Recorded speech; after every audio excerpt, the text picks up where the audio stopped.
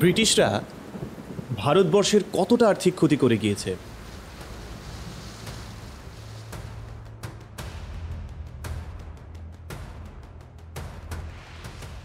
সেদিন ছিল মুঘল সম্রাট জাহাঙ্গীরের জন্মদিন। মুঘল ঐতিহ্য অনুসারে সম্রাটকে পাল্লায় তুলে ওজন করা হচ্ছিল। এই বিশেষ অনুষ্ঠানে উপস্থিত ছিলেন ব্রিটিশ দূত স্যার থমাস রো। চারপাশ পানিতে ঘেরা চতুষ্কোণ এক মঞ্চে অনুষ্ঠান চলছিল। মঞ্চের ঠিক মাঝখানে স্বর্ণে মোড়ানো বিশাল এক দাড়িপাল্লা স্থাপন করা হয়। পাল্লার এক পাশে উঠে বসেছিলেন চতুর্থ মুঘল সম্রাট নূর উদ্দিন মোহাম্মদ সেলিম, যিনি সম্রাট জাহাঙ্গীর নামে পরিচিত। আর অন্য পাশের পাল্লায় রাখা হয় মূল্যবান জিনিসপত্র বোঝাই রেশমের থলি। ভারী পোশাক, মুকুট ও গহনাসহ সম্রাট জাহাঙ্গীরের ওজন প্রায় 114 কেজির মতো। একদিকে সম্রাট বসে রইলেন, অন্যদিকে রেশমের থলিগুলো বারবার বদল করা হলো। এরপর স্বর্ণ, দামি রত্ন, এরপর রেশমের কাপড় এবং শেষে অন্যান্য মূল্যবান সামগ্রী দিয়ে সম্রাটের ওজন মাপা হয়। প্রায় 400 বছর আগে সম্রাট জাহাঙ্গীরের দরবারে দেখা ধন সম্পদের এই বর্ণনা নিজের ডায়েরিতে লিখে রেখেছিলেন ব্রিটিশ দূত স্যার টমাস রো। এই অঢেল সম্পদ দেখে তার মনে সন্দেহ জেগেছিল যে সিল করা রেশমের ব্যাগগুলোর ভেতরে কি সত্যি হীরামানিক ছিল নাকি শুধুই নুড়ি পাথর। প্রশ্ন উঠতে পারে, ব্রিটেনের মতো একটি ছোট্ট দ্বীপের রাষ্ট্রদূত তখন ভারতে কি করছিলেন? ইংল্যান্ডের সাথে ঐতিহাসিক চুক্তি। আসলে স্যার টমাস একটি বিশেষ মিশনে ভারতে এসেছিলেন। তার লক্ষ্য ছিল সম্রাট জাহাঙ্গীরকে দিয়ে এমন একটি চুক্তি সই করানো যাতে একটি ছোট্ট ব্রিটিশ কোম্পানি ভারতে বাণিজ্য করার অনুমতি পায়।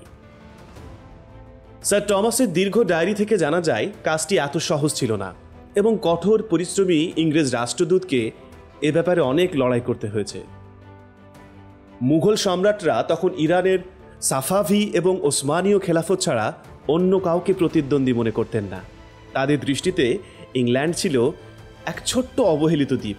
তাদের রাজাকে সমতায় এনে চুক্তি করা মুঘলদের মর্যাদার পরিপন্থী ছিল।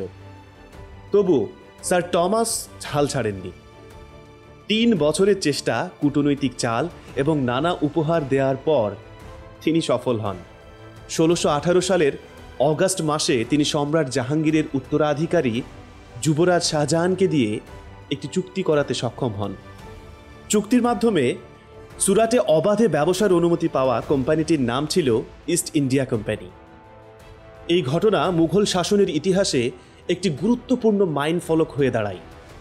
এটাই প্রথম ঘটনা যখন মুঘলরা কোনো ইউরোপীয় দেশের সঙ্গে একটি বাণিজ্যিক চুক্তি করে তাদের একটি কোম্পানিকে বিশেষ সুবিধা দেয়। এটা অনেকটা বিখ্যাত এই গল্পের মতো, যেখানে এক বেদুইন উটকে তার তাঁবুতে মাথা ঢোকাতে দেয় আর শেষে পুরো তাঁবুটাই দখল হয়ে যায়। স্যার টমাস রো বিস্মিত হয়েছিলেন যে সম্রাটের সাথে এই চুক্তির ফলে কি বিশাল সম্পদ অর্জিত হতে পারে। স্যার টমাস রো হয়তো মুঘল ধন সম্পদের প্রদর্শনী দেখে সন্দেহ করেছিলেন, কিন্তু তার করা চুক্তির পর ব্রিটেন যে পরিমাণ সম্পদ ভারত থেকে 350 বছরের মধ্যে নিয়ে যায় তা দেখলে তার সেই সন্দেহ হয়তো চিরতরে মুছে যেত।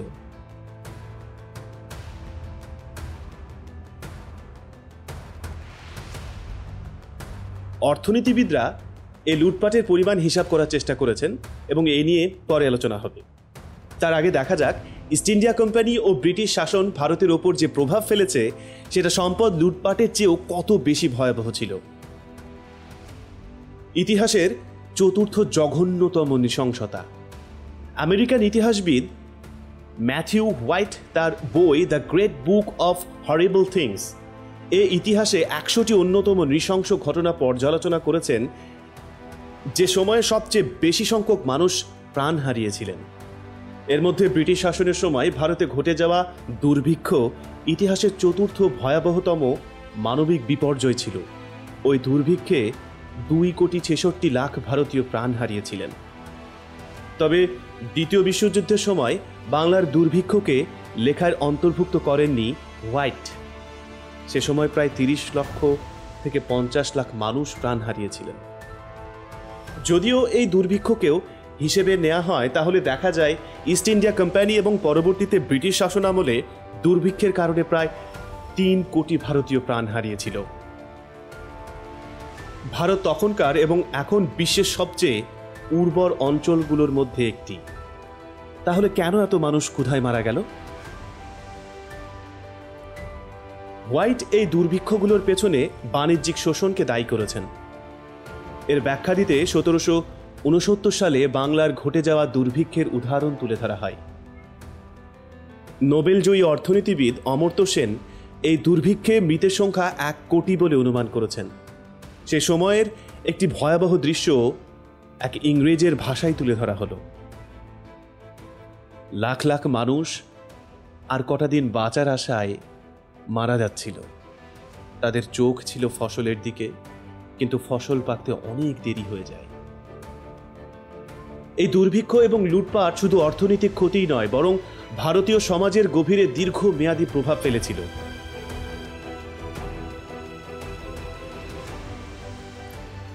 ফসল সময় মতো প্রস্তুত হয়, কিন্তু ততক্ষণে সত্যি অনেক দেরি হয়ে যায়।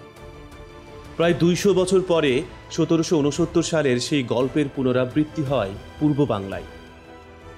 টাইমস অফ ইন্ডিয়া পত্রিকার 1943 সালের 16 নভেম্বরে একটি প্রতিবেদনে বলা হয়েছে, পূর্ব বাংলার তখন এক ভয়াবহ অথচ সাধারণ দৃশ্য ছিল। শতাব্দীর সবচেয়ে ভরা মৌসুমেও ফসলের পাশে পড়েছিল পচা গলা মানব কঙ্কাল। সাধীর লুধিয়ানভি এই দুর্ভিক্ষ নিয়ে একটি কবিতা লিখেছিলেন, যার 2টি পংক্তি হল, 50 লাখ গলা সরা কঙ্কাল অর্থ ব্যবস্থার বিরুদ্ধে প্রতিবাদ করছে। নীরব ঠোঁট আর মৃতপ্রায় চোখ দিয়ে মানুষ মানুষের বিরুদ্ধে প্রতিবাদ করছে। দুর্ভিক্ষকে সাধারণত প্রাকৃতিক বিপর্যয়ের অংশ হিসেবে ধরা হয়। এতে ইস্ট ইন্ডিয়া কোম্পানির দোষ কি?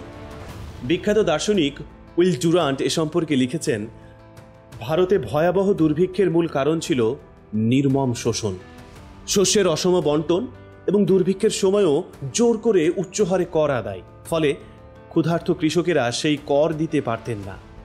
তবুও সরকার মরতে থাকা মানুষদের থেকেও কর আদায়ে ব্যস্ত ছিল। একটি ছোট্ট কোম্পানি কিভাবে এত ক্ষমতাধর হয়ে উঠল যে হাজার হাজার মাইল দূরের একটি দেশের কোটি কোটি মানুষের জীবন মরণ নিয়ন্ত্রণ করতে পারল? এর জন্য আমাদের ইতিহাসের আরও কিছু পাতা উল্টাতে হবে। 1498 সালে পর্তুগিজ অভিযাত্রী ভাস্কো দা গামা আফ্রিকার দক্ষিণ প্রান্ত দিয়ে একটি পথ আবিষ্কার করেন, যা ভারতকে ইউরোপের সঙ্গে সমুদ্রপথে যুক্ত করে। এরপর কয়েক দশকে পর্তুগিজরা হুমকি, চক্রান্ত ও সংঘর্ষের মাধ্যমে পুরো ভারত মহাসাগরীয় অঞ্চলের বাণিজ্য নিজেদের নিয়ন্ত্রণে নিয়ে আসে। অল্প সময়ের মধ্যেই পর্তুগালের ভাগ্যের তারা আকাশে জ্বলজ্বল করতে শুরু করে। পর্তুগিজদের দেখা দেখি ডাচরাও তাদের কামানবাহী জাহাজ নিয়ে ভারত মহাসাগরে প্রবেশ করে। 2 দেশের মধ্যে সংঘর্ষ এবং লুটপাট চলতে থাকে। এদিকে ইংল্যান্ড এই পুরো ঘটনা নিবিড়ভাবে পর্যবেক্ষণ করছিল। তারা কেন পিছিয়ে থাকবে? সেই চিন্তা থেকেই রানী এলিজাবেথ 1600 সালের ডিসেম্বরে ইস্ট ইন্ডিয়া কোম্পানি প্রতিষ্ঠা করেন এবং এশিয়ার দেশগুলোর সঙ্গে একচেটিয়া বাণিজ্যের লাইসেন্স দিয়ে দেন।